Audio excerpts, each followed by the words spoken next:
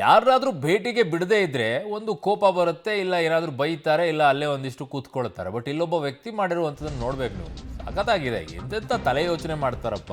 CM ಭೇಟಿಗೆ ಬಿಡಲಿಲ್ಲ ಅಂತೆ, ಅದಕ್ಕೆ ಬಾಂಬ್ನ ಅಟ್ಕ ಮಾಡಿದ್ದಾನೆ ಅವನು. ಸೊ ವ್ಯಕ್ತಿ ಕೋಪ ಬಂದ್ಬಿಟ್ಟಿದೆ, CM ಭೇಟಿಗೆ ನಮ್ಗೆ ಬಿಡ್ತಾ ಇಲ್ಲ ಅಂತ ಹೇಳ್ಬಿಟ್ಟು ಬ್ಯಾಗ್ನಲ್ಲಿ ಏನಿದೆ ಅಂತ ಪ್ರಶ್ನಿಸಿದ್ದಾರೆ. ಬಾಂಬ್ ಅಂತ ಉತ್ತರ ಕೊಟ್ಟುಬಿಟ್ಟಿದ್ದಾರೆ. ಕ್ಷಣಕಾಲ ಪೊಲೀಸರೇ ತಬ್ಬಿಬ್ಬಾಗೋಗ್ಬಿಟ್ಟಿದ್ದಾರೆ.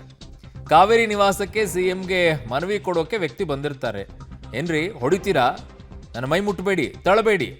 ಗಡ್ಡ ಬಿಟ್ಟಿದ್ದ ವಯಸ್ಸಾದ ವ್ಯಕ್ತಿಯಿಂದ ಪೊಲೀಸರ ಮೇಲೆ ಆಕ್ರೋಶ ವ್ಯಕ್ತ ಮಾಡಿದ್ದಾನೆ.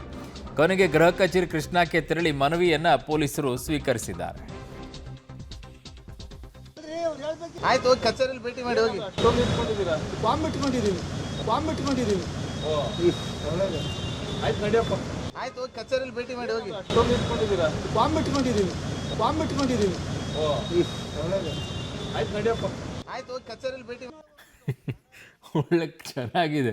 ಪಾಪ ಕೋಪ ಬಂದಾಗ ಪೊಲೀಸರು ಅಷ್ಟೇ, ನೀವು ಯಾರ್ಯಾರೋ ಹೋಗಿ ಭೇಟಿ ಆಗ್ತಾರ್ರಿ ಮುಖ್ಯಮಂತ್ರಿಗಳನ್ನಲ್ಲಿ ಹೋಗಿ.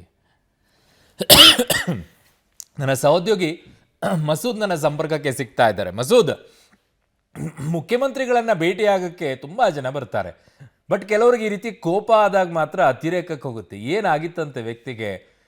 ಯಾಕೆ ಎಷ್ಟೊಂದು ತಾಳ್ಮೆಯನ್ನು ಕೆಡಿಸ್ಕೊಳ್ಳುವಂಥ ಪರಿಸ್ಥಿತಿಗೆ ವ್ಯಕ್ತಿ ಹೋದ್ರಂತೆ? ಏನಿದೆ ಅಪ್ಡೇಟ್ಸು?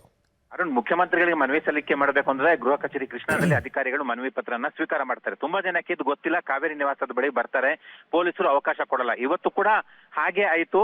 ಇದಕ್ಕೂ ಮುಂಚೆ ತುಂಬಾ ಜನ ಈ ತರ ರಗಳೆ ಮಾಡ್ಕೊಂಡಿದ್ದಾರೆ. ಆದ್ರೆ ಇಷ್ಟರ ಮಟ್ಟಿಗೆ ಈ ತರ ಪೊಲೀಸರಿಗೆ ಚೌಕ್ ಕೊಡೋ ಮಟ್ಟಕ್ಕೆ ಯಾರು ಕೂಡ ಹೋಗಿರ್ಲಿಲ್ಲ.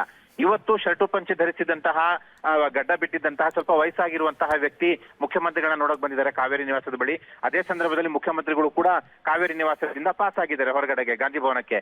ಆ ಸಂದರ್ಭದಲ್ಲಿ ಮುಖ್ಯಮಂತ್ರಿಗಳನ್ನ ಭೇಟಿ ಮಾಡಬೇಕು ಅನ್ನುವಂತಹ ನಿರೀಕ್ಷೆಯಲ್ಲಿದ್ದಂತಹ ವ್ಯಕ್ತಿಗೆ ಪೊಲೀಸರು ಹೋಗೋದಕ್ಕೆ ಬಿಡ್ಲಿಲ್ಲ. ಇದರಿಂದ ಕೆರಳಿದಂತಹ ವ್ಯಕ್ತಿ ಪೊಲೀಸರ ಮೇಲೆನೆ ಒಂದ್ ರೀತಿಯಲ್ಲಿ ಟೀಕೆ ಟಿಪ್ಪಣಿ ಮಾಡ್ತಾ ಇದ್ರು. ಪೊಲೀಸರು ಬಿಡ್ಲಿಲ್ಲ ಅಂತ ಪೊಲೀಸರ ಮೇಲೆ ಕಿಡಿಕಾರ್ತಾ ಇದ್ರು, ಆಕ್ರೋಶ ವ್ಯಕ್ತಪಡಿಸ್ತಾ ಇದ್ರು. ಪೊಲೀಸರು ಕೂಡ ಸಂಭಾಳಿಸಿದ್ದಾರೆ.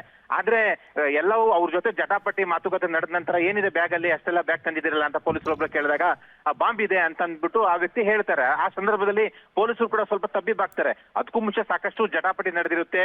ಪೊಲೀಸರು ನೀವು ನನ್ಗೆ ಮೈ ಮುಟ್ಟಬೇಡ್ರಿ, ಏನ್ ಹೊಡಿತೀರೇನ್ರಿ, ನಾನು ಭಯಸ್ಪಾದಕೇನ್ರಿ ಏನ್ರಿ ಅನ್ನುವಂತರ ಆ ವ್ಯಕ್ತಿ ಮಾತಾಡಿರ್ತಾರೆ.